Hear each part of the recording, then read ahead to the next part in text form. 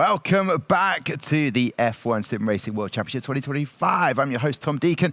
I welcome you back to our race, which is about to get underway momentarily in Zandvoort. However, earlier on, we had the epic race in Spa, and currently standing on top of the driver standings is Jarno, Otmar, and the constructors standings are led by Mercedes. In that race around Spa, there was an incredible three-car overtake by Istvan Pukki. It was like he was in fast-forward mode, and that's how we're going to start today's show right now, as we have a little rewind to the after event one when we caught up with Istvan Pukki. Here's what he had to say.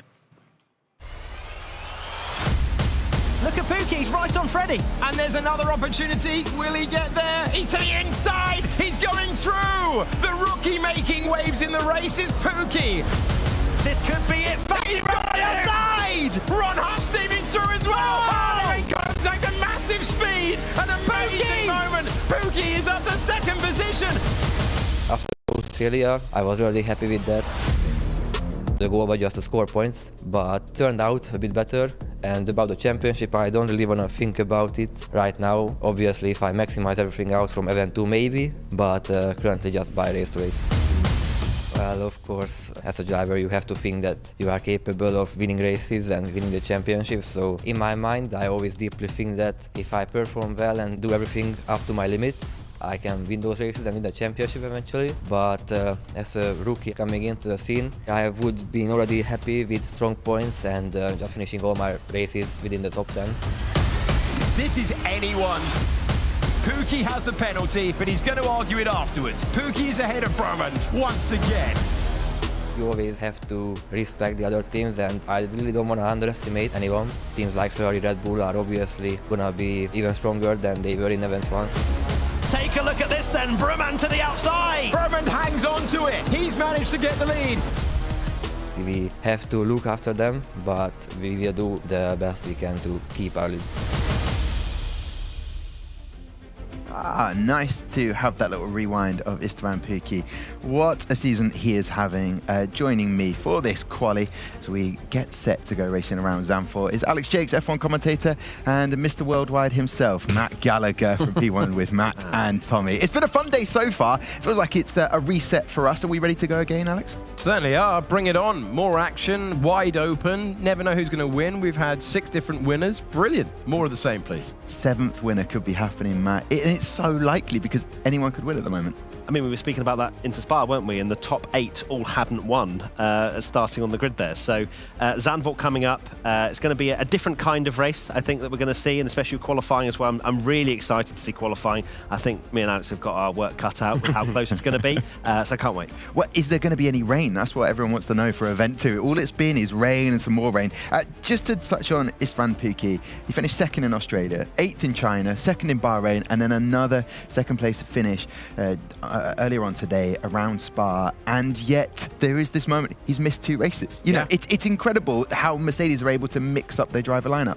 Yeah, they're chasing the Constructors' Championship and deploying the drivers really effectively at the moment.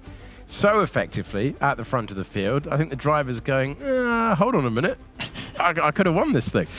Matt, it is fair to say when we look at this, you've got drivers for the likes, I just look behind me, you've got Ferrari, you've got Barry and Nicholas, and you think to yourself, actually, they're racing in so many races back to back. There is a stress, there is a mental load on these drivers.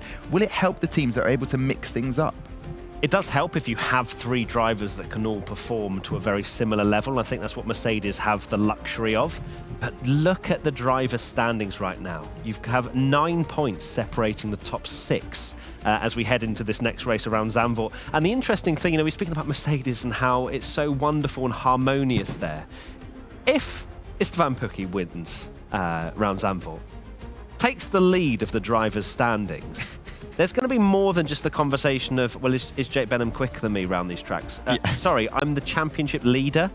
Can I please carry on in the next event for all of the races? Like, there's going to be a lot more conversations than perhaps Mercedes were thinking coming into this. And it could be a hat-trick of podiums for Jake Benham this season. He's raced twice. He's been on the 3rd spot twice in a row. As a race off, we saw him wandering about, just being part of the team, and then he's back into the rig, ready to go again.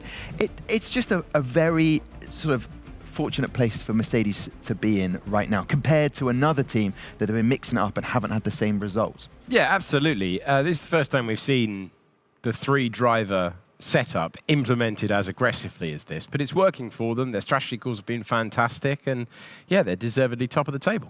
There's one driver, just to let you guys know, we pretty much all stay in the same hotel. We still are milling about in the lobby. We chat to them, we find out information. Fascinating stuff that we haven't actually mentioned about drivers holding on to lap times with a secrecy they didn't have in event 1, and some drivers benefited from that by going, hang on a minute, we need to find an extra 10th or 2 tenths here.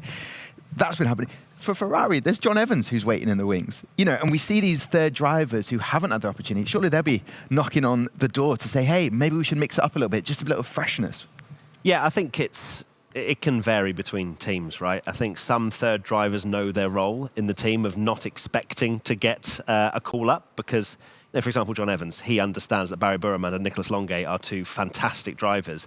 But at the same time, you then look at potentially disappointing results and go, well, I mean, I could have had a shot there. So, it can vary, I think, between teams because some drivers we've spoken to are like, yeah, I'm the third driver, I'm great, you know, I'm supporting the team, but I'm not really expecting the call-up, and it can vary. And there's Wilson Hughes, a.k.a. the GOAT at McLaren, when results weren't coming through, and then all of a sudden you get that win for Alfie. The GOAT by us. I just want that to be very clear. Can I be very...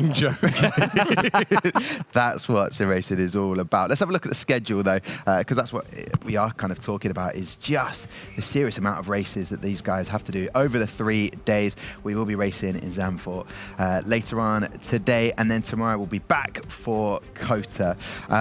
Alfie Butcher. Oh, by the way, we spoke to some of the McLaren guys, and just to let you know, they've handed out some hats based on Alfie Butcher winning. So I'm just going to pass those to you now. Yeah, and for us. Yeah, just for us, just like that. They were just. I mean, and there's loads of merch going on around. I don't know whether Claire will get one or Marcel. Maybe they'll have to fight it out.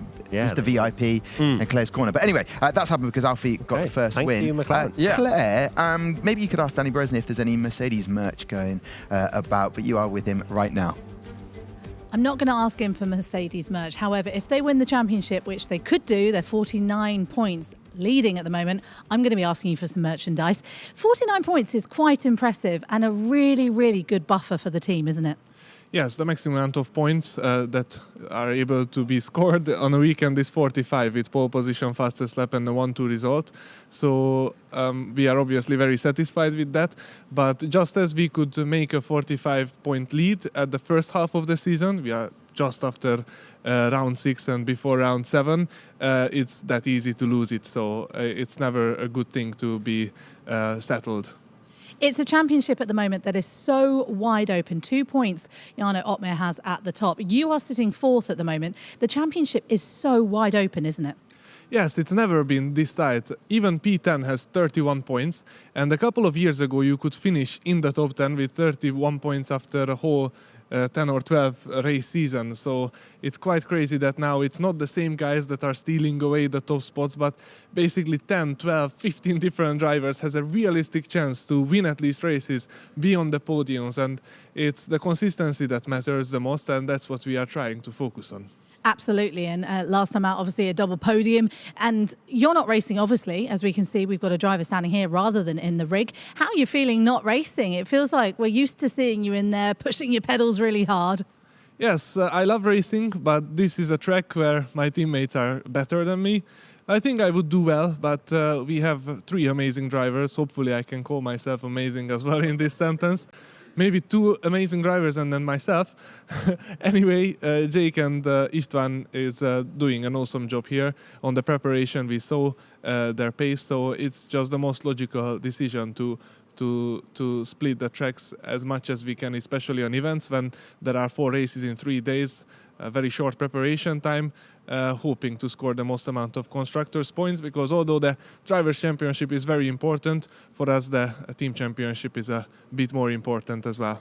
We think you're amazing. All right, go and enjoy the race. Thank you so much for talking to us. Yeah, thank you, and have fun watching.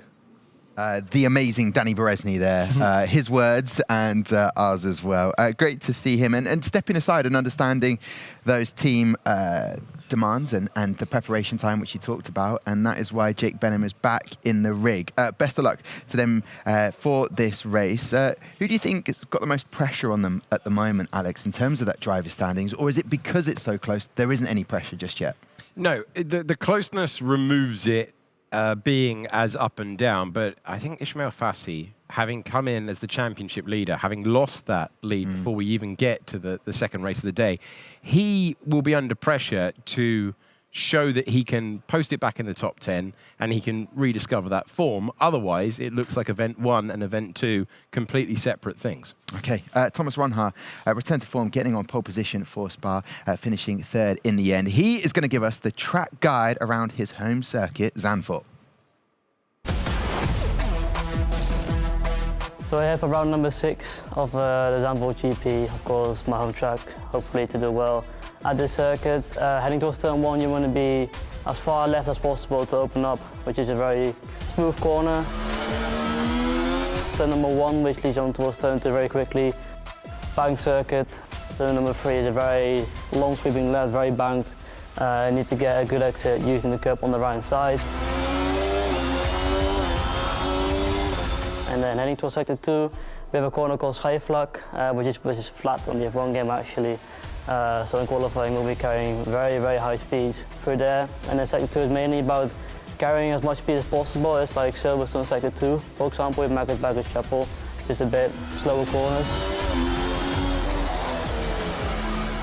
And then sector 3 is more about keeping the car intact because the tires will start to slide away from you. Very important to use all the tracks on each exit and on the entry, because then it's very important to, if you use more of the track, it can really gain your lap time around there. And then towards the last corner, don't run too wide, because on the F1 game, if you run too wide, you bottom out and then it's lap over, unfortunately. So yeah, and that was it. And then the last corner, obviously flat out towards the line, and that's the lap of the Zandvoort circuit. Joining us on the desk is Mr. VIP himself, Marcel Kiefer. Welcome back to the desk. Last time you went racing in Zandvoort, do you remember where you finished in the 2022 season? No, I don't want to know. Okay. Outside the points, I think, yeah. You just missed out on the points. In 10th place was Thomas Poroditz, who is now working behind the scenes with Alpine. What do you love about this circuit? Sector 2. Sector 2 is very fun. Also the banked sequences, so final corner and turn 4, very crucial part of the racetrack. So yeah, there's a couple of areas where you can actually make or break your lap, and as you can also see on the track map, it's actually not turn 4, it's turn 3, the bank corner. Entry sector 2, turn 8 and 9 also very difficult. In turn 9 we will see the drivers attack the curbs extremely hard, and also towards the chicane they really have to commit, lock the steering wheel in to carry as much speed as possible and attack the inside curb. Okay, Marcel has laid down the marker there. I'll ask you tyre strategies before we go racing. Have you started preparing those? Because you get very tense about them. You're never here to talk about tyre strategy. Well, I mean, I'm not driving like these drivers anymore. I'm kind of like in the retirement home. So they work out everything like on paper, detail. They work with data in the factories of the F1 teams. Like they actually have the engineers, so they are not just there to look like engineers, they are proper engineers. So they work with what the drivers give them, and then they calculate the perfect strategy. Well, I'm like, okay, this is most likely what would happen based on like former races. So yeah. Quick question with 30 seconds before we go to quali. Guys, I don't know if you're interested in this. We just got given merch by McLaren. If you were to come back and race and you could choose any team, Marcel, as a former driver, which would you choose and why? Don't commit. Come on, man. Maybe it's the merch. I mean, you've got 15 seconds left to answer this. Maybe this is the talking point for F1 Esports hashtag. And follow us on all the socials. Come on, Marcel, before I throw to you. No rush on this. We're being told no rush. So you got all the time. No rush. No rush from Marcel, which he never gets told. They're all great. But I think I would really like to one day race for Ferrari. Yeah, very Lovely good stuff. answer. Beautiful answer. Right then, Zandvoort, quali, Alex Jakes, Matt Gallagher, Marcel Kiefer. Enjoy this one. Thank you very much. Appreciate that, Tom Deacon. As we have a look around the Zandvoort circuit, brought back to the Formula 1 calendar for the driving exploits of Max Verstappen and a qualifying session, Matt Gallagher, that breaking with tradition for Event 2 going to be held in the dry. dry qualifying, at least blue skies to begin with. But yes, it's looking like a very lovely day at this Zandvoort circuit. Qualifying incredibly important. I know it's always important, but this one in particular, overtaking is going to be difficult. Strategy is going to be key. Can Ismail Fassi, we just had a look at him there, can he bounce back after 2 disappointing results? You can tell the emotions were high at the end of Spa. Can he bounce back? He needs to. He's still in the championship hunt. He's still only a couple of points behind, but he needs to just stop the rot that is currently happening. Yeah, easier said than done, especially when you're trying to turn that round so soon after racing in Spa, when things didn't go to plan. A big moment of brinkmanship when he was racing in Les Combes, and contact got shuffled backwards, and he'd gone for a very, very aggressive strategy into that race, and as a result, he's finding himself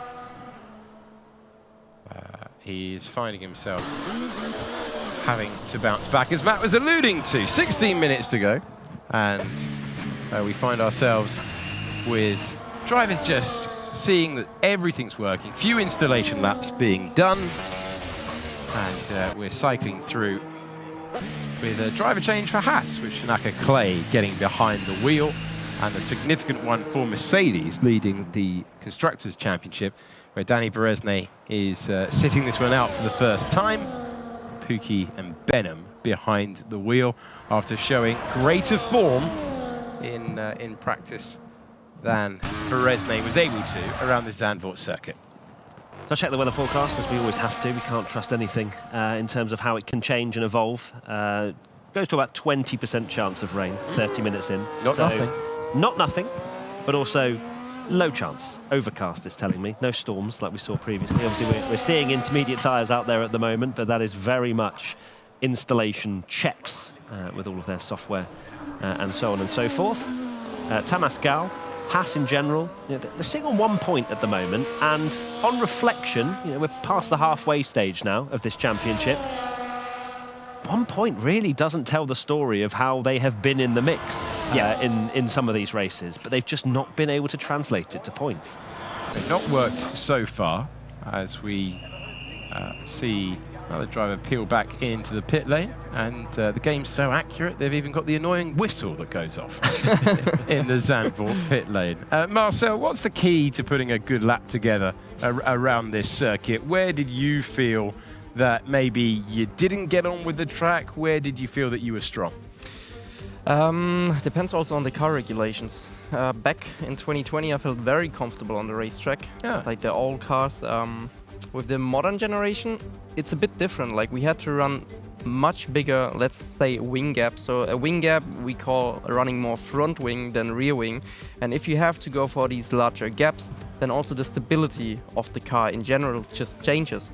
Whilst back then we had way more rear downforce, it changed for the future. And of course, if you don't really like a car that is oversteery, that can play into this. And if you go for stability instead of straight line speed, your maximum potential of a lap time might be lower than for other drivers. Lovely explanation. Appreciate your input all the way through the day. There are 13 minutes to go. We have no lap times on the board to tell you about. We've had our install laps, and we will find ourselves in a few moments finally going again with the qualifying pressure mat in the dry for the first time this event. It's been a while since they've qualified in the dry. There's been a few drivers in the field bemoaning the wet session. If you've been one of them, you kind of have to deliver in the dry when you get your opportunity. You certainly do, and a track like this, so short, so quick, it's going to be tiny margins to make it through these sessions. One small mistake on traction, missing the apex ever so slightly, could be the difference between you making it through and not. What is it like, Marcel? Of course, you've done this, you're an experienced driver. When it comes to sessions like this, when you know it is going to be tight, thousands of a second potentially between making it and not, does that play on your mind at all? Kind of does, but only when you're in the pit lane. Like if you set a good lap time, you're like, could this be safe? Then you're there worrying. But when you're actually driving, you're just like, I have to do the job, I have to get the job done. You're not really worried too much about the lap times themselves. But if you have to take the decisions whether you want to save a set of soft tires for the next run, and so you can have maybe, if you make it to Q3 with 2 fresh softs, which can really benefit you in having a shot at pole position, then it's very tough. Fabrizio Donoso back in the Aston Martin after sitting the last round out. Another driver coming back to the pits. And after all the frantic action at Silverstone and at Spa earlier on today, we're back to the podcast. We're back to waiting for the action on track. Some drivers trying to respond after a difficult time of it last time out. Championship table just incredible, really. Jarno Opmeer hitting the front. Jarno Opmeer, who's described this season as particularly tricky for him so far. Fassi yet to score in both races so far, just 2 points off the lead. Alfie Butcher putting himself into contention with a good performance. Danny Beresne not taking part, and that's an opportunity then for Pookie to reclaim the 4th place that he has been as high as earlier in the season. Thomas Ronhaar as well.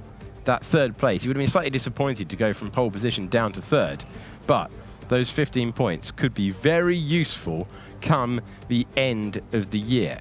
Whilst we wait for our first laps around this circuit, taking out all the drama, who do you feel has been most consistently at the front? Not in terms of who do you have as the championship favourite, but who do you think, disregarding the points, has been the form driver of the races that we've seen so far? It's an interesting question because the consistency hasn't been there for many. For anyone, yeah. Right? So you are really talking about, well, this is, I mean, it's completely subjective, but you can make a case for so many people. Could you make a case for Pookie?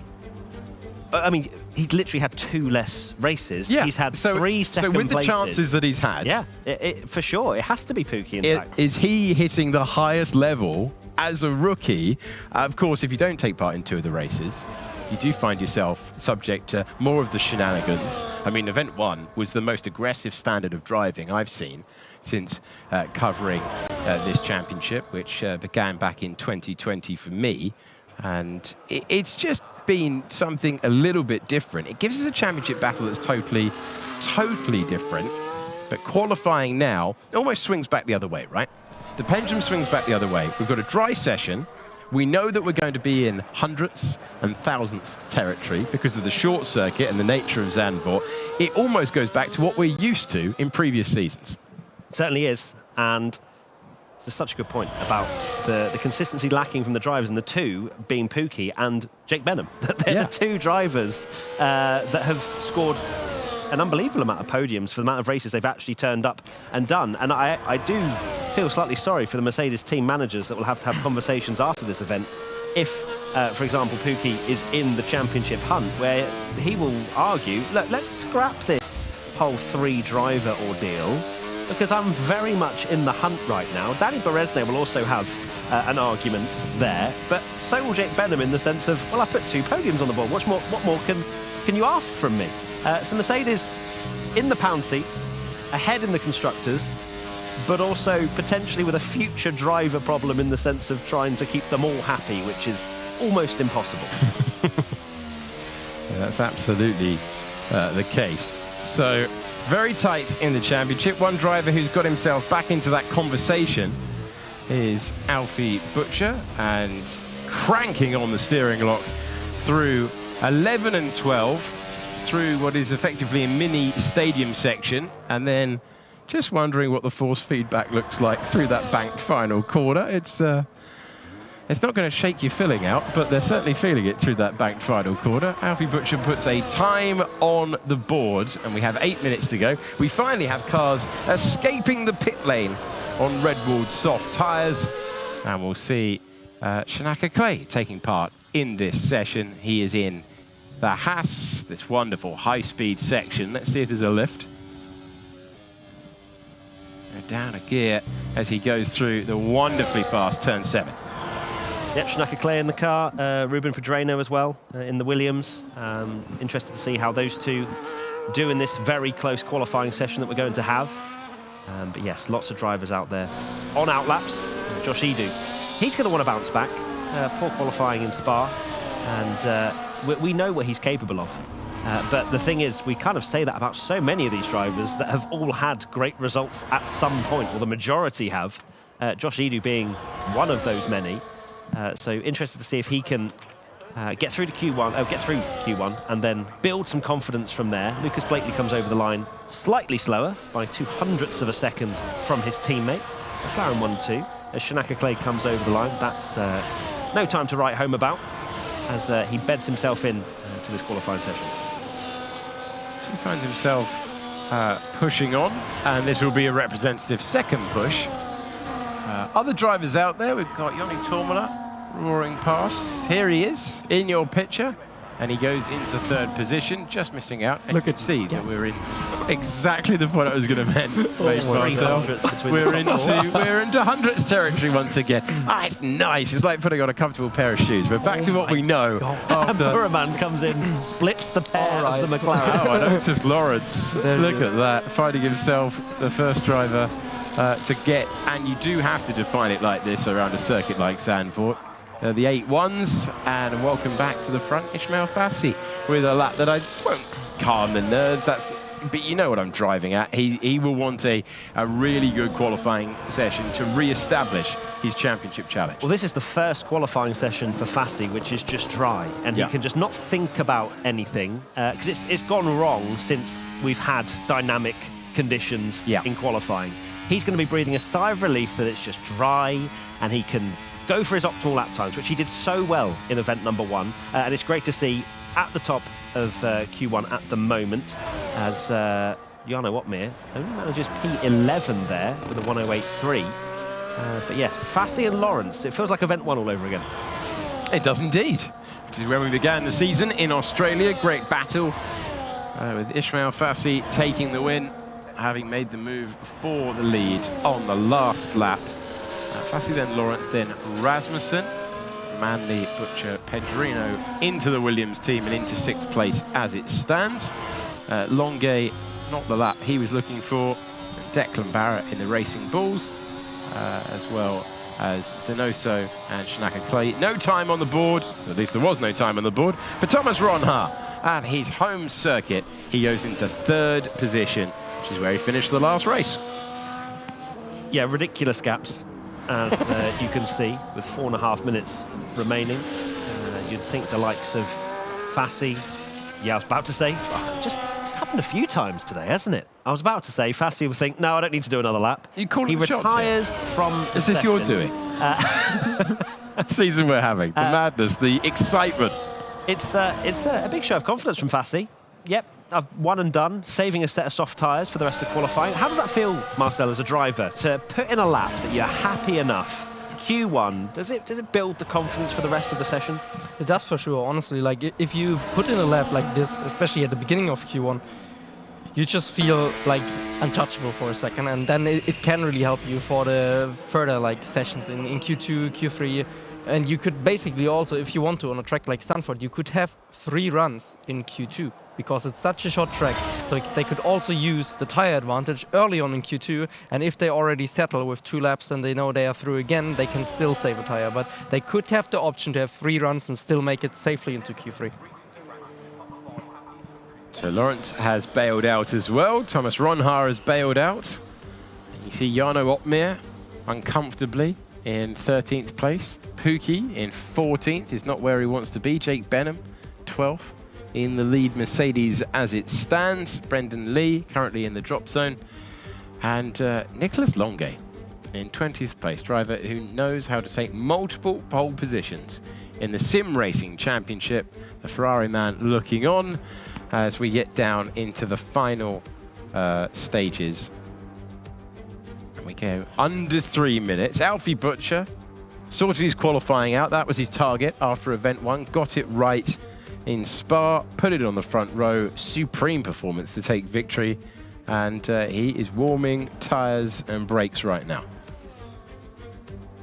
And there is Otis Lawrence, who similarly to Ismail Fassi, off the back of a couple of disappointing results in the sense of where their expectations were after event 1, but it can so easily turn around. And Lawrence feeling very good, very confident after that one. Also has retired from the session. So has Thomas Ronhaus. We'll see them all in Q2 unless we have a huge amount of improvements out there. But you tend to see, when drivers retire from a session, Marcel, you're pretty confident you're making it through. Yes, but they can also get it wrong. I mean, you can see, like, even Alfie Butcher, he's not that far off from Thomas Ronhaus, but he still is going again. So I actually believe maybe even Tom Manley could still be, like, under threat of dropping out. I mean, it's very unlikely, but if you see that P15 is a 8.335 and P5 is a 8.230, could you ever feel 100% safe? I don't think so. It's going to be really, really intense at the end here. Before we get to the final laps at the limit, let's hear from the man who's bailed out of it, happy with his second place, Otis Lawrence. I can't believe it was a 1-7 with that. Man, you're peaking. I was full lock. He's in a better mood now that we've got the dry weather back in town, because he wasn't happy with what transpired at the wet at Silverstone and at Spa, as Alfie Butcher continues looking for an improvement out there, looking to just nudge the time forward, tick the box and get through into the next part of qualifying. We're going to lose the slowest 5. Brendan Lee on an outlap at the moment. And over the line, let's see where the track is. Good lap from Alfie Butcher, moves up to second place. Freddie Rasmussen also has not left the pits. So Manley is the next in 6th place to continue on an outlap now, using another set of tyres. Let's see where the improvements can come. Joni Tormela currently in P10, just ahead of his teammate Josh Edu by a whopping 1,000th of a second. Very hard to... to come into the pits as Tormela, but very hard to separate Tormela and Edu. So that'll be Tormela's last effort. P10 he's happy with. Declan Barrett also in the car. He'll be wanting slightly better than 19th, and he is half a tenth up on his previous lap. As you can see on the top right-hand side of your screen right now, this is live feed from Declan Barrett's cockpit. You don't like seeing the red, do you, Marcel? I mean, the red? No, not really. It actually, like, if you see it once, like, you're already, like... It just flicks up, doesn't it? You just see it in your peripheral. I mean, like, Freddie, for example, he turned the delta off probably just to not get distracted. But if you see green, at the same time, it can boost your confidence. Well, that's interesting. Barry Burman's gone fastest with a 108.0. Ferraris have now gone to 1st and 2nd here. Yeah, big pace. Let's hear what's happened to Fab Donoso. God, what is he doing? Oh, I'm not gonna have fuel, man. Feeling the stress after an error out there on track. Donoso in 19th at the moment. We're about to lose the slowest 5. The final laps about to be completed. Shanaka Clay in the drop zone. Jarno Opmeer in the pits in 17th place. Brendan Lee is out. So is Fabrizio Donoso and Declan Barrett. Jarno Opmeer, championship leader, out in Q1. Again, another shock in every Q1 that we've run this year. What a bizarre qualifying session that was. No weather to blame on that one, just dry. And, well, he missed out. Well, he's 1,000th of a second behind Shanaka Clay in 16th, and half a tenth but behind Josh Edu, who managed to scrape through in P15. Jarno Opmeer, now he said this season hasn't been great for him. He said it's been particularly messy. He's leading the championship, but you have to string a few big results together if you want to win this championship. Someone's going to figure it out, right? Surely we're not going to have chaos throughout the entirety of the rest of this championship, and no one's going to get back-to-back wins, for example. But looking at the other side of the leaderboard, Ferrari, hello, welcome. Welcome back to the party. They found themselves at the top of the timing page, but are heading out in this first part of qualifying. And we had Clay Opmeer, points leader in the championship after our race in Belgium earlier on. Brendan Lee, who finds himself falling at the first hurdle, along with Fabrizio Donoso, who was frustrated, we heard, to make that mistake. And Declan Barrett will be the last car on the grid. Nothing to lose from him when he goes racing later on at about 9:15 Central European time tonight. Good session, bad session. That was nicely judged for many in the field. But where Ferrari found that pace, that is a reset that has come out of thin air. And the drivers just gathering their thoughts after the pressure eases at this point. There's not much to do at this stage. And wasn't much to find for Shanaka Clay, but just falling short, trying to catch Josh Edu for 15th. Your thoughts, Matt Gallagher? Thoughts are, we were correct in saying that qualifying is going to be very close. We did it, we were correct. We were correct with our predictions.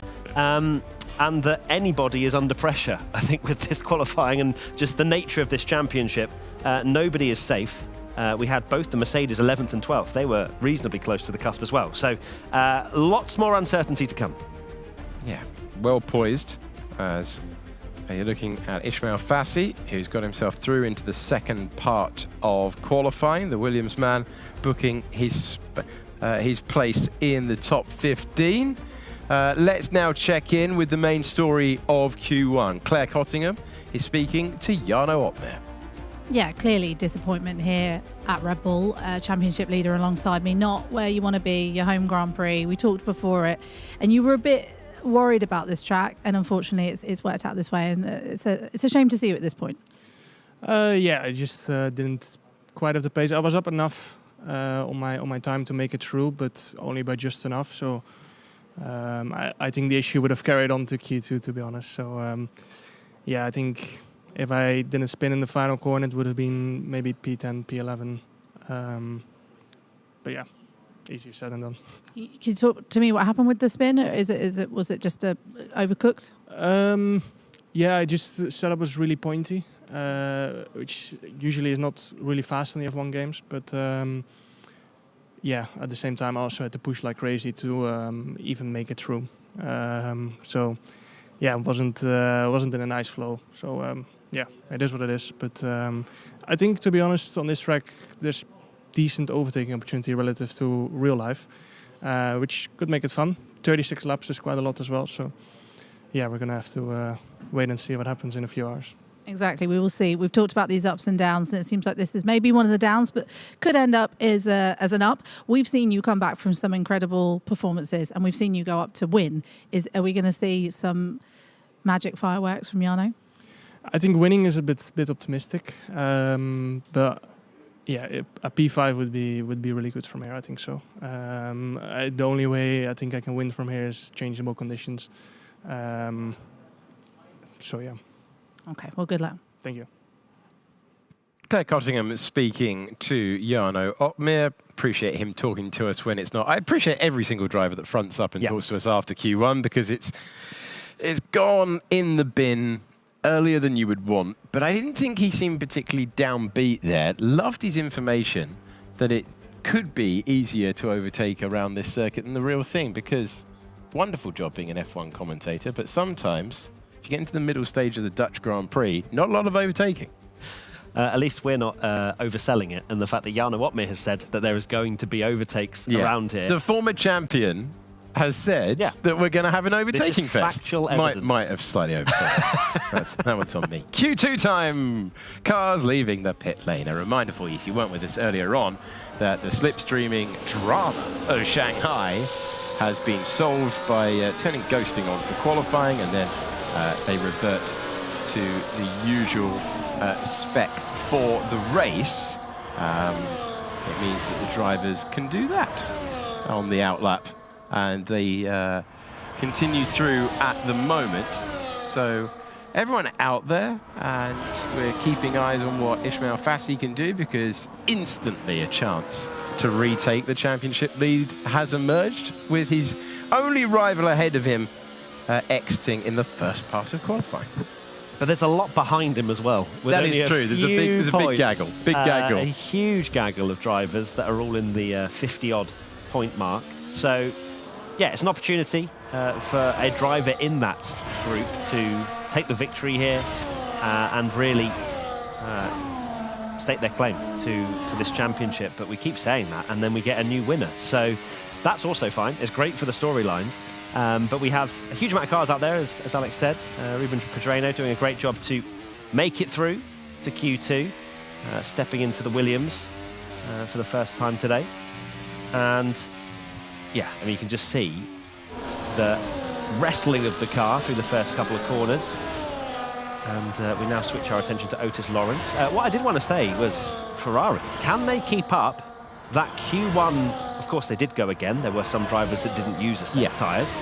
But that must have been a confidence builder to see both of them up there. There wasn't like one of them had to go, come on, mate, you can do better. Yeah, no, none of this G'ing the other one up. They were both there.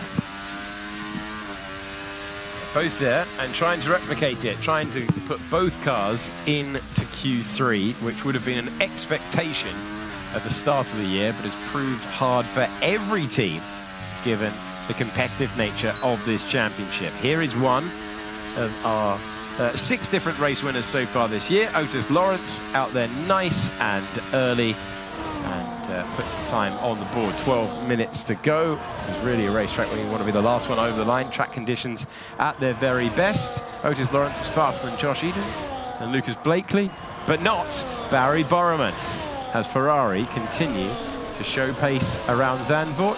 And Nicolas Longuet finds himself in the mix as well. Just 1,000 slower than his teammate. Yeah. I thought we'd had an identical time there, which caused the glitch, but we actually do for 3rd and 4th, so yeah, it's all happening out there. Freddie Rasmussen now going fastest by a massive 0.03 of a second. This is absolutely ridiculous. 25,000 separating the top 5 in this first run of laps. It's just silly. Silly standard of driving. Amazing. Brilliant from everyone out there to be on it immediately. Freddie Rasmussen looked really good at Spa, but didn't have the opportunity after the difficult qualifying. Brilliant win at Silverstone as well, where it wasn't the favourite going on to that final lap and found a way to perform. Can he make it 2 out of 3 in event 2? That is an encouraging time for him. And Lucas Blakely trundling round nice and slowly. Be careful about impeding. This is a circuit where if you find yourself in the wrong part, even if there are certain parts of that middle sector where you can't jump off the racing line easily, so you've got to communicate with your team and be really aware if you're not running in sequence with everyone else. It's an easy place to get an impeding penalty. Yeah, you still have an obligation to get out of the way if you're not on a lap, and there is a driver behind you that is. So the drivers try to do that to the best of their ability. There's Joni Tormela making it through the Q2 once again. Very smiley, Tormela. He's enjoying himself. One of the veterans, of course, of this championship. Great to see him still enjoying driving in this series. And they're also enjoying driving in this series. They don't get it all the time because they keep swapping. But Mercedes, once again, no scalps to speak about right now. Both of them safely through to Q2. Of course, the laps that we've seen, these would have been on a used set of softs because they're a couple of tenths slower than what we saw at the end of Q1.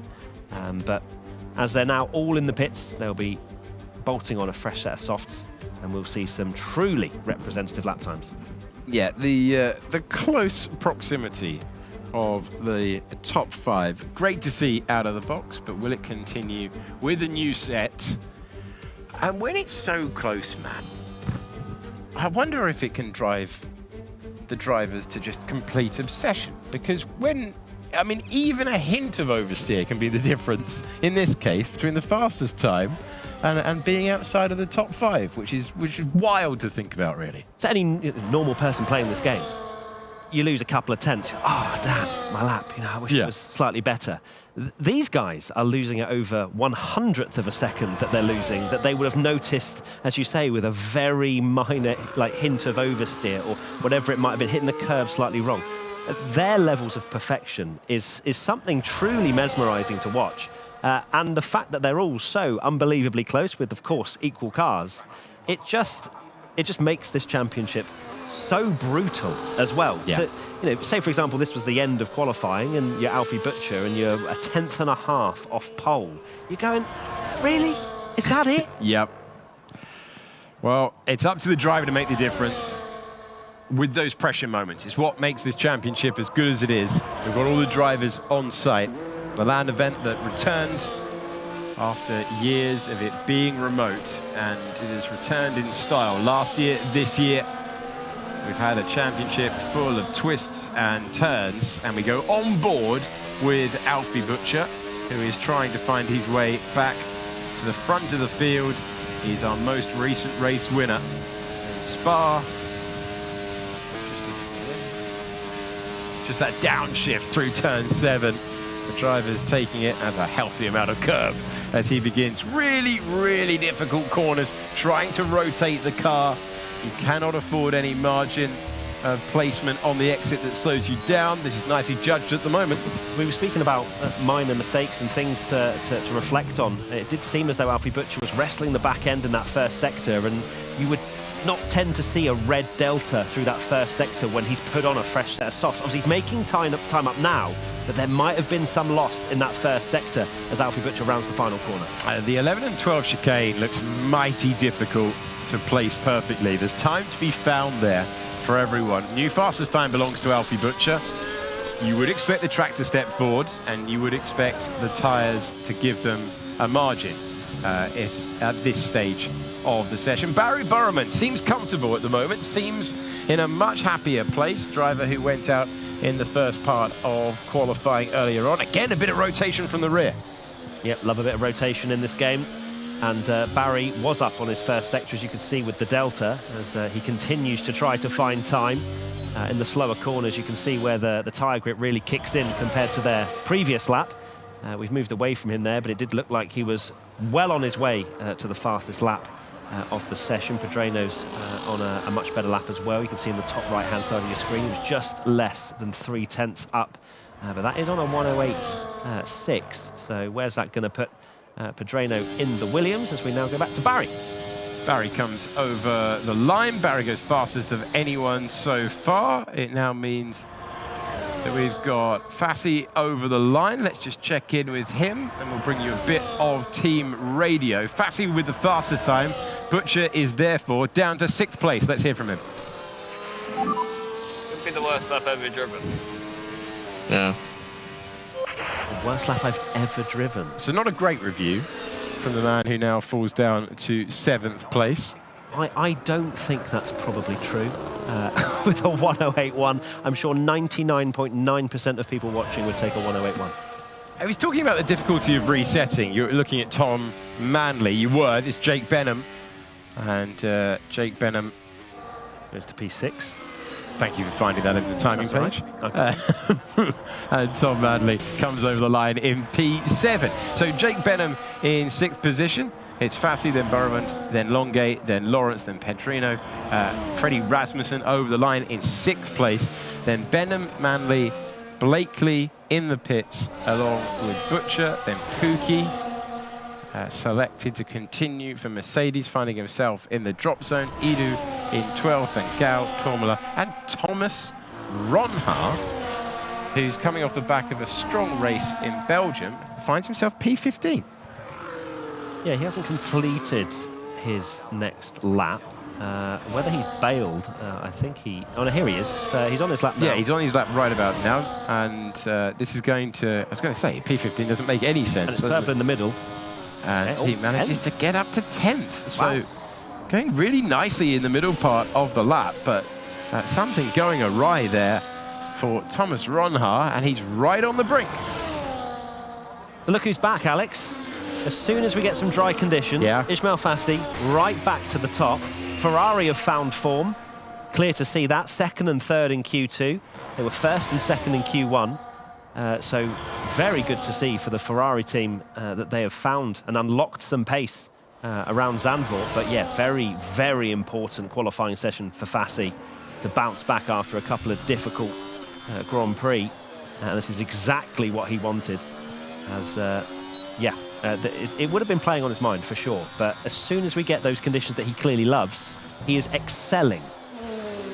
Yeah, taking a massive step forward from last year to this, out of his rookie season, getting that maiden pole, getting that maiden victory, then strong performances in the other races of Event 1 and 2 more pole positions. No score in the only 2 races that we've had so far in Event 2. You're looking at home favourite Thomas Ronhaar posting it back to the pit lane, and we will have 3 minutes to go. in the narrow, short pit lane of Zandvoort, which causes a few headaches for the teams in the real thing. And you can see the drivers looking on. Alfie Butcher knows that he's got to find a better lap and find an efficient run through the 11 and 12 chicane, especially. I think he went deep into that part and loose, as you pointed out, Matt, in the first sector. Not able to just point and shoot the car in the way that you'd want. There was obviously a little bit of exit curb available and a couple of corners as well. So everyone gathering their thoughts. I can tell you Lucas Blakely is on an outlap, and so is his teammate.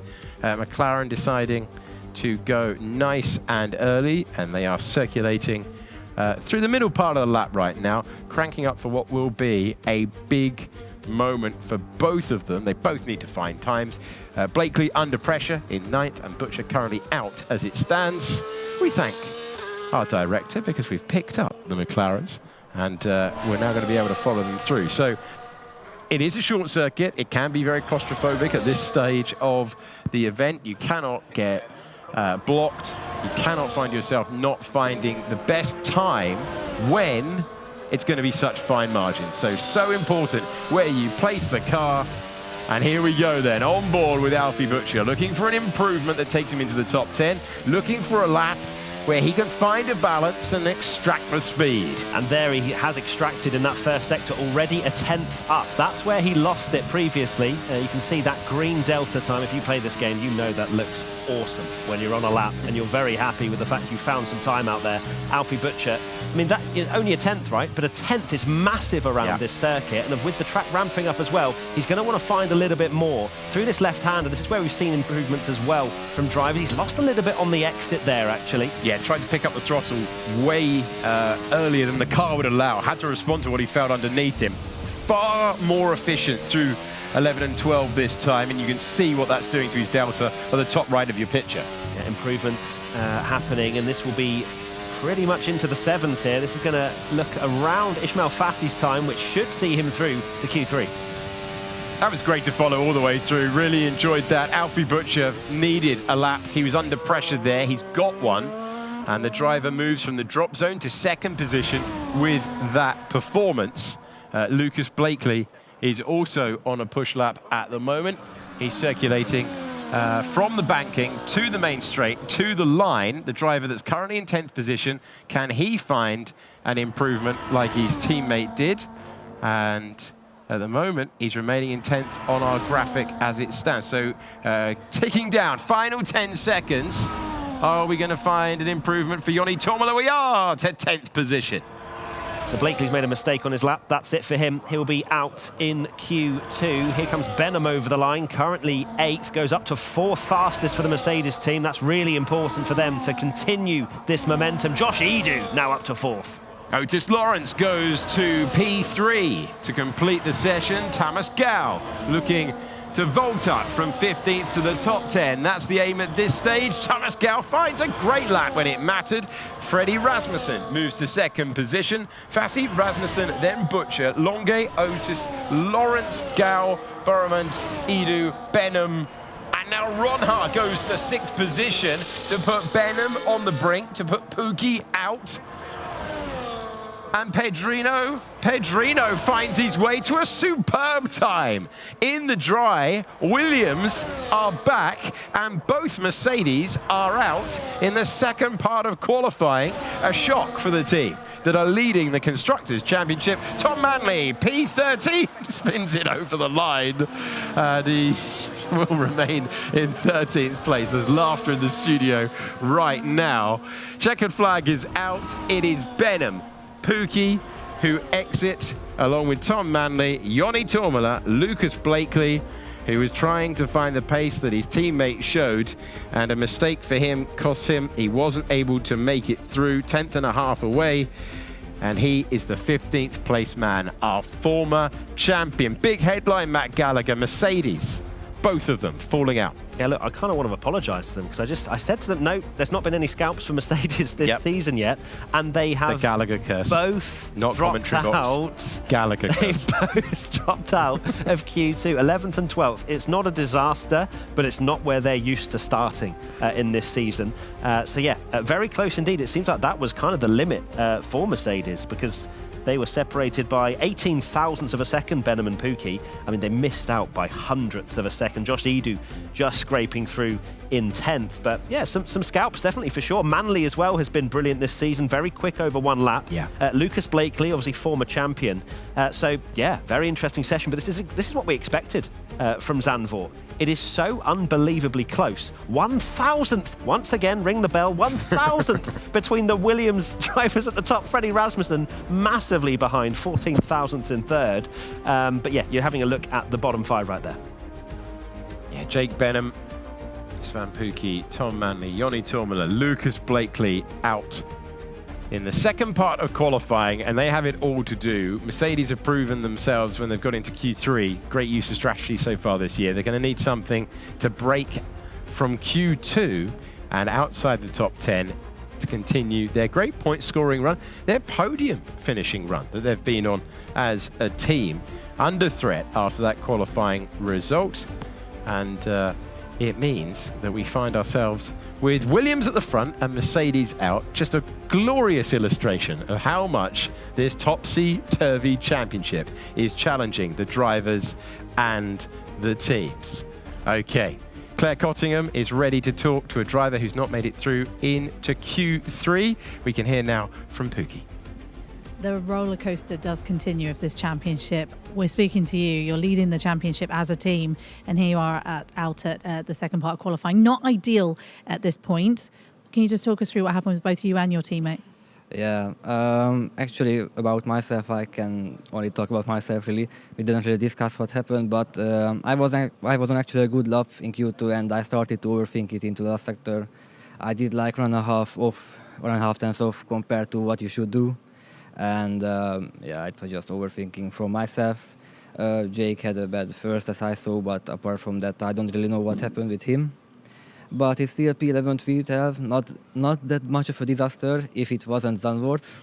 But yeah, it's hard to overtake here. We will still try to get the most points possible, so we'll see. When you say overthink, what do you mean by that? Like, how do I approach this turn? Because I see my delta is quite big in green. I saw I'm on a good lap, and I started to think, like, do I save this, or do I full push, or do I brake a little bit earlier, something like this. And yeah, it just all got into my head. You are very close to your teammate starting, though, on the grid. Is there some teamwork that you can do here for this race to pick up some points? We will definitely look into it, what we can do, and we will obviously try to do the best we can, as always. Okay, thank you for talking to us. Thank you.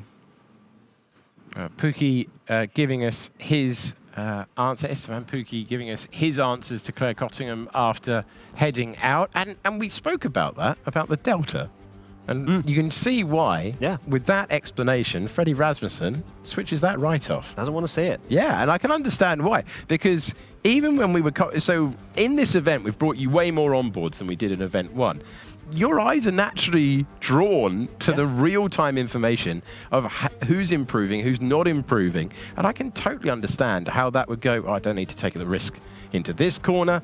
Conversely, I need to chase it now. Yeah, and that's why Freddie Rasmussen is so successful across so many racing platforms, not just the Formula 1 game. He is an outright professional, and he knows exactly how to go about it. He knows where the time needs to be gained without seeing that visual representation of the delta. Now, something I was processing whilst we were chatting to Pookie was just how close that Q2 session was. The top 9 were separated by 63 thousandths of a second. Yeah, ludicrous. What are we doing here, Alex? We're watching some truly talented drivers show us one of the great things about racing at Zandvoort. We know it's going to be close, and we know that this qualifying session is going to have a huge say. Obviously, that's true of everywhere, but it's going to have a massive say around here. Because in the race, what are you doing at these corners? You're waiting, you're waiting, you're waiting. You can't put any pressure on. You're just driving your lap. Then there's a bit of a break. This is lap 1 territory, in truth. Down to 11 and 12. The grandstands around the outside as we're continuing to look at the Sauber of Thomas Ronhart, and we now switch to the resurgent Williams, which is encouraging for that team after a couple of sessions in the wet. And now, for the race spec, your opportunity to overtake appears. We have a high lap count, and there are more opportunities. How about that for Ismail Fassi? He is a smile on his face as he began the lap. Smiling whilst entering turn one. I could never do that. I'd be fully focused. Maybe he's not on a full push lap for this one, but riding on board with him anyway. It seems like he's having a good time and chatting away at the same time. So, yeah, Fassi, you can see the demeanour change already, right? It was only earlier today he was getting out the sim rig, really upset with himself, not going his way. One qualifying session, confidence back up, dry conditions, which is what he clearly loves, and both Williams looking incredibly strong. Yeah, only 1,000ths of a second between Fassi and Pedrino earlier on board with Thomas Ronhart.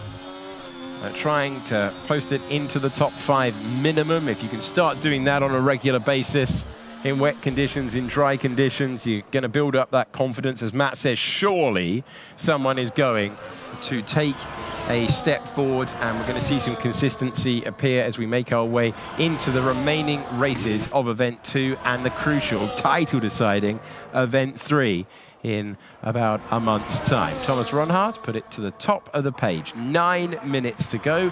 Here's an effort from the only McLaren in the field. Alfie Butcher puts it into second position.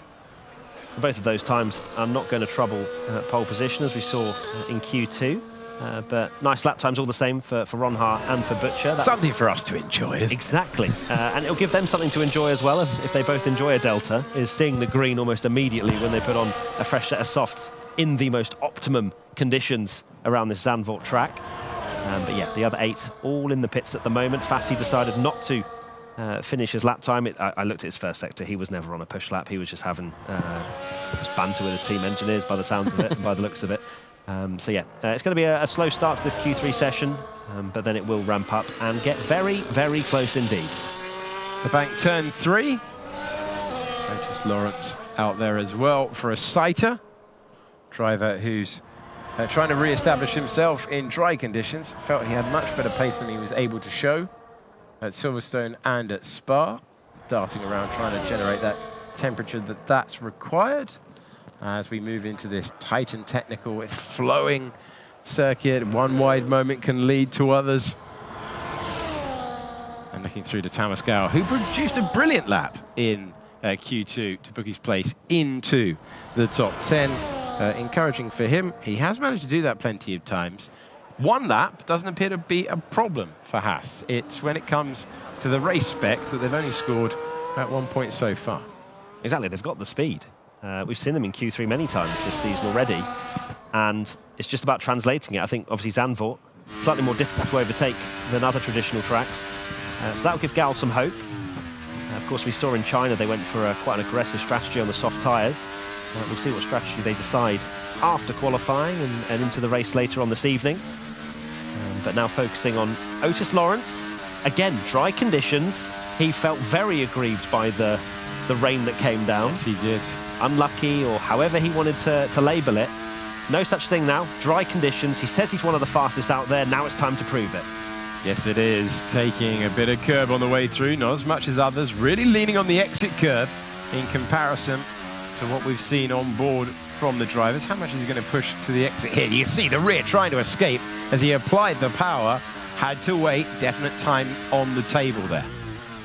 Yeah, you're almost kind of watching his facial expression at the same time, because Otis is, it does definitely wear his heart on his sleeve when it comes to his racing. Through this final corner where the drivers have said the force feedback is pretty heavy, and they are then going over these bumps here, and you can see the steering wheel ever so slightly being wrestled with. But Otis Lawrence over the line, and it is the fastest time, a 1:08 still though. We haven't got into the 7s yet.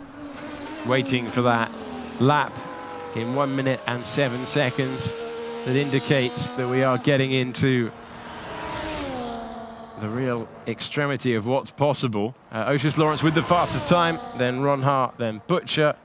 Thomas Gao going early compared to some of his other competitors, and He has posted a 108.1, which leaves him in 4th position at the moment. What about Fassi looking to bounce back in the championship? There's the 7. 1 minute 7.9 with the fastest time so far. Barry Borrament about to respond, and he responds with the 2nd fastest time. Now, Ruben Pedreno. Again, really, really strong performance from the Williams pair. And it is a Williams Ferrari finding themselves in between the Williams pair. With Fassi, then Longuet, then Borrament, and then Pedreno. What year is it? It's Ferrari versus Williams. It certainly is. Great to see both Ferrari and Williams surging back to the front in this second event. Freddie Rasmussen, as you can see, no delta to read in the top right-hand side of your screen. Where does Freddie Rasmussen go? It's P3 with a 107.985 for the reigning champion. And I still think pole's on the table here for these final flurry of laps that we'll see in the closing minutes of this session. Of course, they can get round very quickly, come in, change their tyres and go again. We don't have the same problems we did in Spa, where it was almost a 2-minute lap with the wet conditions as well. I'm seeing purples everywhere for Thomas Ronhaar. Let's see what he can do. It's quick stuff for Thomas Ronhaar. Crosses the line, surely the fastest time. It is the fastest time. And he was pumped up and celebrating that one before he got out of the final corner. He knew he was heading to pole position. He knew by the time that he got through the middle of the final turn, turn 14 around this circuit, that he wasn't going to lose those 0.2 of a second. Ronhaar pumped up, and he finds himself looking at P1. He's had it before in the wet. This time he's got provisional pole in the dry. One more run to come. That's a series first, it has to be. A driver celebrating provisional pole before he's even finished the lap and the final corner. But of course, flat out to the floor it would have been for Ronhaar, and he knew with the delta, with the purple sectors, that he was onto something very special indeed. So Ronhaar fastest. Not by a country mile, of course. We still have these last laps to come, but Ronhaar's still very happy. Let's hear from the man in your screen. Currently P3, Nicolas Longuet. That's a good lap on used, to be fair. What lap you did? 9.7. That's a good lap on used. Happy on the used. So a 7.9 for Nicolas Longuet on used tyres. Wow. Would suggest that he has definitely got some pace in the locker. Ronhaar, you don't hear Ronhaar celebrate a lap all too often, do you? So Ronhaar thinks he's close to the optimum probably, whereas the Ferrari drivers, or at least Nicolas Longuet, this is interesting, isn't it? What can Ferrari do in these closing minutes? They were quick out of the box in Q1 and Q2, and we are waiting to see whether it is going to be a big moment of delivery from the Scuderia. Are they going to be able to put both cars up there? That's what they've been really chasing in recent times. Can you do it with Longuet and Borrament? Borrament's one of our 6 race winners so far this year. Looking around the studio right now, around the arena, the drivers just getting themselves prepared for this final moment. Defining moments coming up now.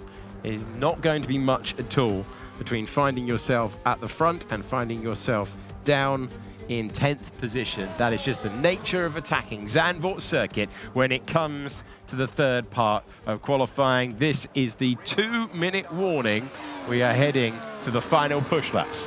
If Ferrari can find a result, it is not too late for them to mount a title challenge. Both in the drivers, we've spoken about how unpredictable it's been and how close it is between so many of them, but also the teams. Yes, Mercedes have been incredibly good up until this point, but we're only just past the halfway stage. Ferrari last year had a flurry of 1-2s and really putting a huge amount of points on the board. So they are capable of doing that. If they can get on the front row of the grid here, then they will be fancying their chances. Who is also fancying their chances is Alfie Butcher. As you can see, once again, top right of your screen, Delta, almost 1/10 of a second up, and he will be very happy with that first sector. The Delta's basically cheating, isn't it? You don't have to wait until the end of the sector. From a commentator's point of view, I mean, you are finding the information out real time. Keep your eyes on the track in front of you. It was 1/10 of a second. It's back to 1/10 of a second. Rotation through that corner, absolutely vital. And then you get early on the throttle. You see it climb all the time and then have to go back. So the order could yet change here because there's a big improvement when it matters for Alfie Butcher. He has one crucial corner to go, and then the rest is flat. This is a big step forward. Others will be doing the same out there, but he has gone early, and that is going to be a massive step forward, Matt. This is going to be a statement time from Alfie Butcher. Everyone's going to have to respond second fastest, but he gets himself once again where he was for the last race, on the front row. He found a massive amount of time around that final corner, almost a tenth of a second, which is what he needed to challenge Thomas Ronhaar's fastest time. But yeah, there's a lot more time out there, as we can see. Josh Edu hasn't set a lap time just yet. What was he like in the first sector? About 700ths down on what we've seen the fastest in this session so far. Very good through the middle is Edu as well. So this is going to be competitive. Alfie Butcher missed out by 7,000ths of a second. That is how tight it is around Zandvoort circuit. Josh Edu to the line. Lap complete for him. What can he do? He can put it up to 4th. Track improving all the time. Otis Lawrence locks in P3 as it stands. More cars to come. Thomas Gau is one of them. He's in 8th at the moment. Barry Borromond over the line. We saw him cut the beam, and he's been joined by his teammate, the champion team of last year. Lock out the front row with the clock at 0. Freddie Rasmussen has cut the beam. He's gone into 6th position. Are we going to see a response from the Williams pair? Are they able to take it back? Fassi gets to the front row. Big lap for him, not good enough for pole. Pedrino looking for something special. He's in 4th. Ferrari, Williams with Ronhaar over the line in 5th place. And Ferrari are utterly jubilant with Barry Borromond, who's roaring with delight because he's taken pole position in Zandvoort. Barry Borromond, we are coming back, he said. Geeing up his teammate Nicolas Longuet. 1st and 3rd for Ferrari. That's exactly what they knew they could do. And they are, well, you can see it. You can see the emotion. You can see how much it means to them. Last year's champions, they are right back towards the front. Both of them. Huge. I thoroughly enjoyed that qualifying session. That's the stuff. Fine margins, great driving, pole position between Borromond and Fassi was decided by 6,000ths of a second. Tom Deacon, the statement from our pole sitter, we are coming back. It's incredible to see the turn of fortunes. 2 weeks away, they had in Maranello to work on strategies coming into event 2. The first 2 races, you would say, weren't perfect for how much effort and time they've put into this, but that seems to prove with that time and work they've put in, they've got the results they were finally looking for. A first, a P1 and a P3 for Ferrari, doing just that. But Ismail Fassi will be very relieved at the fact he has returned to a little bit of form. And just goes to show, no rain. Thank you very much. I can enjoy that. Well, it's one thing to say it. We said earlier on in the broadcast, you've got to back that up when it is dry. He has done, and that will be a huge shot in the arm for him because he has returned to the front row. Was event 1 looking like a massive outlier? Was it looking like they'd found something in the prep? It was until that lap, and he's given himself a great chance to continue that winning feeling and, most importantly, retake that championship lead. And of course, you talk about Pedrino as well, stepping up for Williams. Brilliant. As well, doing a fantastic job. Both Williams and Ferrari had both drivers in Q3. Thomas Ronhaar celebrating before even crossing the line, ends up in P5. That's what we love about it, sim racing. And it's happened just again, just when you think, maybe Ferrari, maybe it's not going to happen for them, they're back in the mix. This is what we are finding this season. Everyone's potentially still in the mix of being champions. Well, we keep saying time and time again, this is completely unpredictable, this championship, and it can change so many times.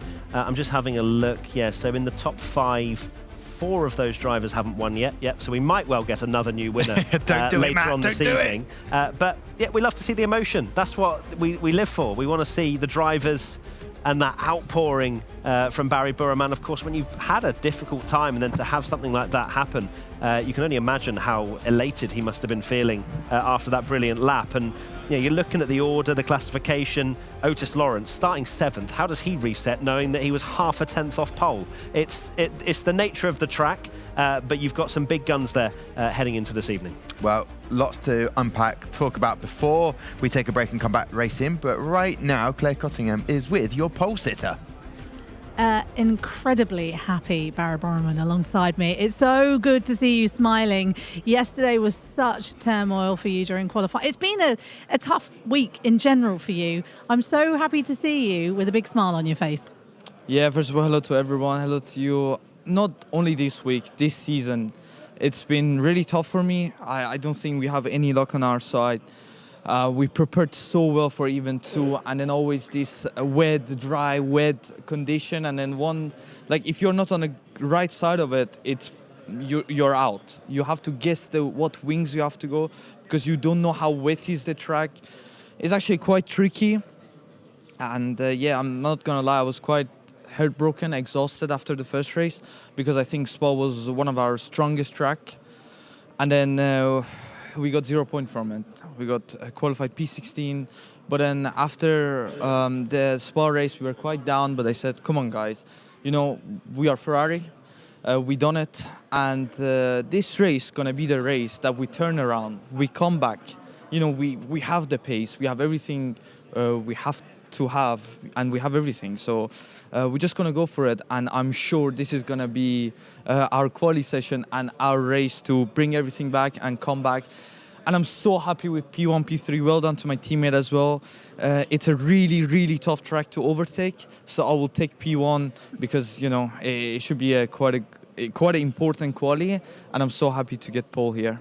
It's such a good point. It is a really difficult track to overtake. And every driver I've spoken to so far has said it's going to be really hard to overtake. For you, that means that we could see another win. And let's not forget, it wasn't all bad from last event.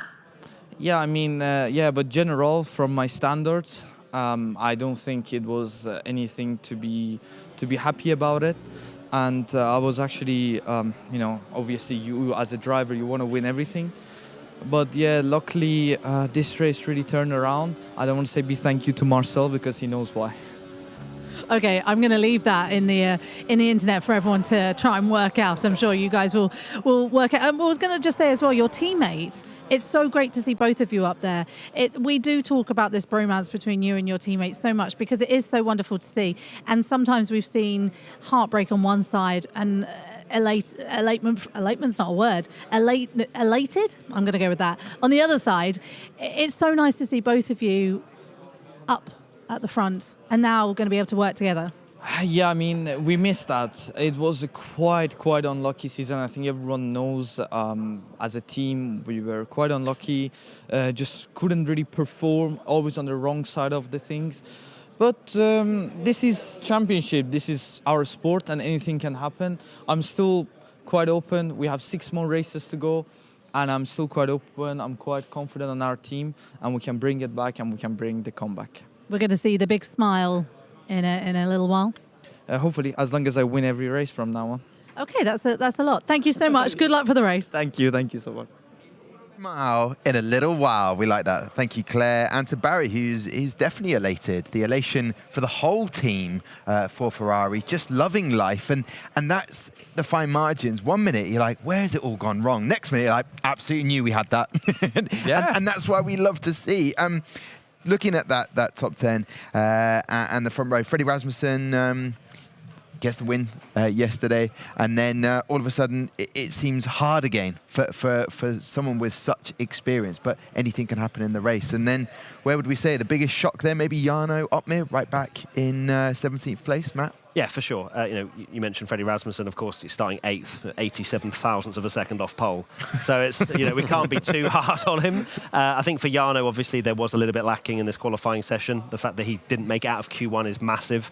So he's going to have a lot of work to do there. He said he was aiming for P5, which would be quite something to behold. But yeah, strategy will still be important. It will still be a factor in this one. So I'm fascinated to see what crazy things teams will do, because Jarno's going to have to do something pretty crazy in order to make something work here. So yeah, definitely Jarno the surprise of this qualifying session. But again, another new name or new team, Ferrari and Williams coming back forward, and yeah, it's brilliant to watch. Yeah, and fantastic to see Pedrino as well do so well. It sounds flippant when I say, Freddie Rasmussen, that must be very disappointed down in P8. And yet when you talk about the difference in time, you do have to delve in a little bit deeper to understand what the differences are. And there is really nothing to separate these drivers. I'm curious to see that pole lap from Marcel Kiefer, breaking it down in the VIP. One day I just want to be invited in there. Even with this cream jacket, still doesn't get me in. Marcel, talk to us about that pole lap. Thank you very much, Tom, and welcome, guys. We are here in our VIP section where we are going to have a look at this fantastic lap from Bari, where he made the return from a rough race before and a rough time this year. He's back. He's done it again. One of his best tracks, Zandvoort, and also Ferrari's back. But first of all, let's have a look.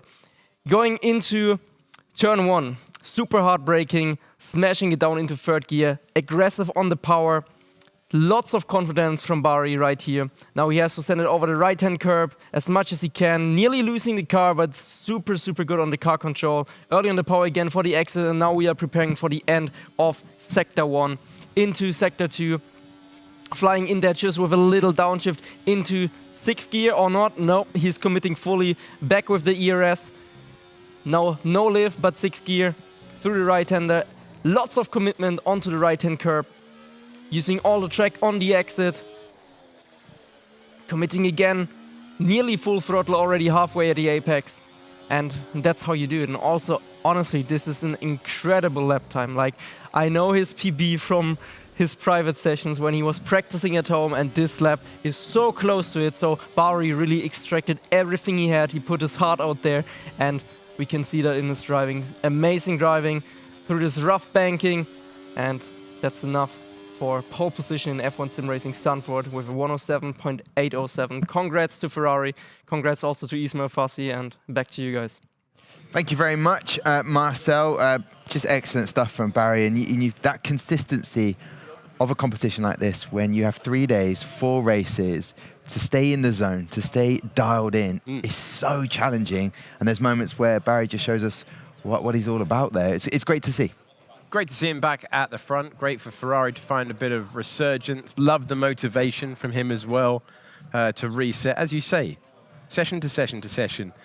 On this day too, quite tough, whether you've had a bad session in the race, whether you've had a good one, to reset like that and take a strong pole, yeah, that will be a properly satisfying pole position for Barry Barrett. And going into quali, we were talking so much about Mercedes, who can stop them? And all of a sudden, they don't get to Q3, and we're thinking, did we jinx that? Was it us that did that? We didn't. Yeah. It was me. Matt Gallagher. Can we talk a little bit about that? I just opened up the conversation that they hadn't made any mistakes in qualifying, then they did. But that's what we do on the desk, Matt. Yeah. Wear cream jackets. Yeah, well, yeah. That's what we do. A 70-year-old in Scarborough is angry about me stealing this. Matt, I want to talk about Pookie, Esteban Pookie. There's been a 3-place grid penalty handed to him. We'll find out more about that, but it went from 1 minute, it's like incredible. Does that confidence go to the drivers maybe in some way, and they step off the gas in some way? To be fair, I was hyping Pookie up, so I'll You're going to take a bit as well? I'll take a little bit of blame as well. Mate. Appreciate it. But no, in terms of the confidence, look, the drivers, and this is where the teams have to come in as well. The drivers will feel it emotionally. They will be there thinking, I'm starting, 14th, 15th on the grid with Pookie's penalty. But they have to be reminded, just look at the overall landscape of the competition right now. I think the leader of the championship has just over 2 race wins worth of points, like 62 points. Yeah. So it is absolutely all up for grabs. Just because you have one bad race does not mean it's the end of your championship. And also, Jarno Opmeer was aiming for so much higher than where he's starting. So it is possible to reclaim something here. This is where the teams have to come in, sit them down, chat to them, and go, it's not over yet. Yeah. I like the fact, we can't be biased in any way, but Josh... Biased? You had McLaren merch earlier. Well, I do, and it's still there. Well, if they're going to hand it out for free, I'm going to take it, aren't I? I've got this friends, unbiased side of the broadcast. You've got a cap there as well. Right, what I wanted to say was, Josh, you have a bad race in Spa, you start in P20, and then all of a sudden, you make it into Q3, and that's a confidence booster. Even Joni Tormula giving a thumbs up to everybody watching. So it can breathe a bit of confidence when results are going your way. I'm curious to know, out of the drivers right at the front, in a race like Zandvoort, I mean, how important is that front row for getting the win and getting it from pole to victory? It's important to be not necessarily on the front row. Of course, it's difficult to overtake, but we've mentioned strategy, and I think that's going to be so crucial. You could go for an undercut, take the pain of one lap older tyres in the race, but you'll have track position being so much more important here. And also, as well, we'll be talking about it, I'm sure, later in the race show, but having two drivers there of the same team to work together is going to be really important as well. When you have that track position, you can defend, dictate the pace ever so slightly as well. So both Ferrari and Williams looking very, very good because they're there from 1 to 4. I would like to hear the team radio, the comms, for the Ferrari guys after what was an elated celebration from them. Let's listen in. 5 people behind won't beat us. Oh, it's not P2. What's Thomas doing? Thomas. P4? I think he Thomas. Oh, let's go. Come on, man. Come on. Let's go. Bravo. Come on. Good job. Let's go P1, P3. This is the race we're coming back from it. Come on. I love that. They're so coming back. good. And they believe it. And that will give them that hype to have this little cool down moment where they can relax a little bit and get ready to go race it again. But that's how that passion comes through. It's so likable. That's the word. That's the passion for it. Determined not to give up on the championship aspirations, and a great lap to back it up. Okay. Matt? They know how to win as well, Ferrari. They showed it last year. They know how to work so well together as teammates, using their energy efficiently, letting one of the drivers who's leading, extend the lead at points in the track where it's best for them. And Burmand and Longuet, if they can secure a 1-2 early phase of the race, they're going to be very difficult to beat. Haas have 1 point so far. That came via Thomas Gao finishing in 10th place in Saudi. He is in Claire's corner right now. He starts in P10. I am indeed. We were just talking about qualifying, actually, and how pleased you are to get through. Just talk me through your qualifying session. We had Tom mention there that you've picked up the point that Haas have got, which is amazing, from Saudi. How do you think your qualifying went for this one? My qualifying went pretty well. And Q1 was safely through, and Q2 was a bit tight. I think I was like a few hundreds off the cutoff, but I still made it. Then for Q3, I only had one fresh set, which I usually don't really like because then I don't have the feeling of the new delta. It was a bit hard, and I made a few mistakes on my last lap. That's why I qualified only P10. How different is the feeling of those tyres? The used tires are already obviously used, and they have a few percentage on it already, and the feeling is just lower and a bit different, and they will be a little bit less grip.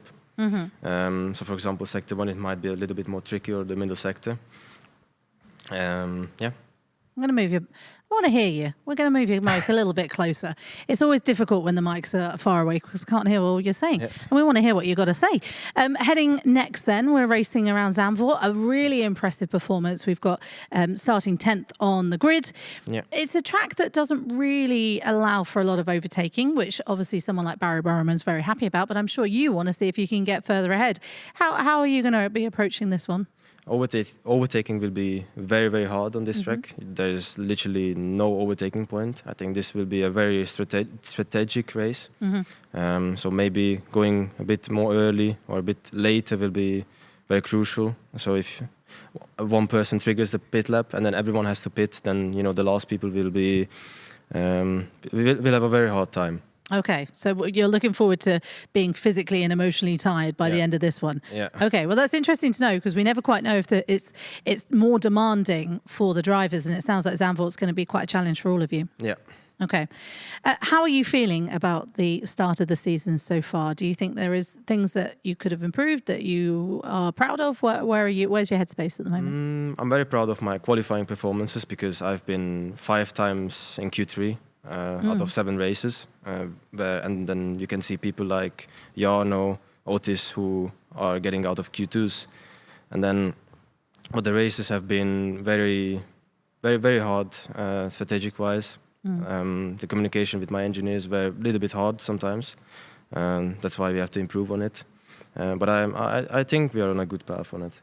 Well, definitely, if you're taking the performance from qualifying and putting that into the race as well, it can only improve as you move forward. Is it the race pace that you kind of want to work on at this point from your qualifying? Yeah, I think race pace is where I have to improve a little bit, but it got a lot better since the pre-season. Pre-season, I had a lot of issues compared to the top guys. Jarno, Freddy, Barry, these kind of guys are literally the best you can race against. I practice a lot of race and also just against how to race, basically just racecraft. My racecraft was very, very bad in the pre-season. Okay. That's where I want to improve a lot on. And I think I improved a lot, but we lost a lot of points by doing a lot of mistakes strategy-wise.